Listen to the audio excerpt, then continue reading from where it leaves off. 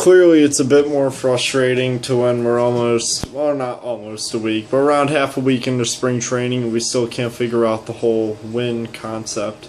Cubs are playing close games as they always do when they lose, and for the second straight day they had, a comeback near the end of the game that fell short. The Cubs are down 5-0 by the fourth inning, and then 6-1 by the fifth, and I ended up making it a 6-4 game. So I guess take a positive of it, but I don't know. Get all the losses out during spring training is, I'm sure, what they're thinking. Arizmendi Alcantara 0 for 2 with a walk, coming through with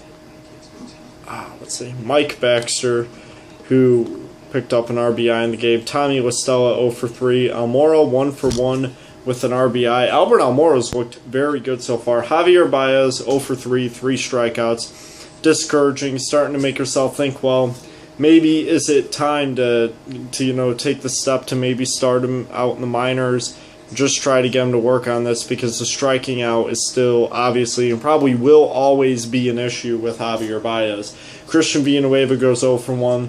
Ryan Sweeney 1 for 3 with a run. Billy McKinney's 0 for 1. Mike Holt 0 for 2, walk and a strikeout. Kyle Schwarber 0 for 1 with a run. He reached on an error. Chris Valleca goes 1 for 3 with a man driven in. Then Danny Lockhart ends up going 1 for 1 with an RBI. Wellington Castillo goes 0 for 2. Rafael Lopez 0 for 0, walked twice, scored a run. Junior Lake goes 1 for 2. Junior Lake's looked pretty good so far in spring training. Obviously an encouraging thing after you're struggling to hit around the 210, 215, just staying above the Mendoza line last year. Really want to see some improvement out of Junior Lake. Addison Russell goes 1 for 3. Pitching-wise, the big discouragement here came out of Eric Jockish, who in 2 innings allowed 6 hits and 4 runs. He was somebody that is in the fifth starter conversation, and if not, could be a bullpen arm. It's one performance, but a bit discouraging. Jake Arrieta did not have his command today, which is also discouraging. This is a guy that looked really spot on for all of the year last year, and he walked 3 batters and only struck out 2 in this game, which is a bit un-Arrieta-like after 2014. But in 2 innings, he allowed a hit, a homer, 3 walks, 2 strikeouts. Other than that, the pitching was pretty much good. Neil Ramirez pitched an inning. He did allow a run, but he struck out the side. Tsuyoshi Wada looked great.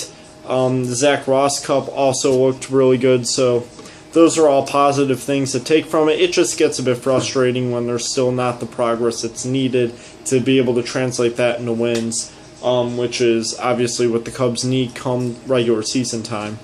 Other than that, I really don't have much to say. I haven't been watching these games simply because they're not available to me, and I'm not going to try and do too much in-depth analysis on a spring training game that, of course, won't have any impact once the regular season starts. That's what I'm saving stuff like that for. Other than that, of course, I'll be back for another video tomorrow after the Cubs game, tomorrow afternoon, and it will continue with the daily videos. That's just what I'm trying to do here.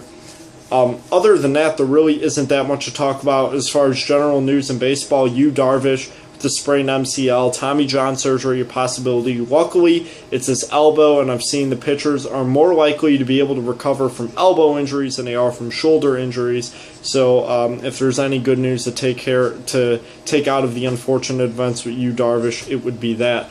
Other than that, this is Jake Arrieta's first work. Obviously didn't look very good, but we could just take the positives, keep on going on. No Rizzo and Castro in this game, and I'll keep everybody updated on when the cuts are and the impacts that that'll have on the spring training rosters.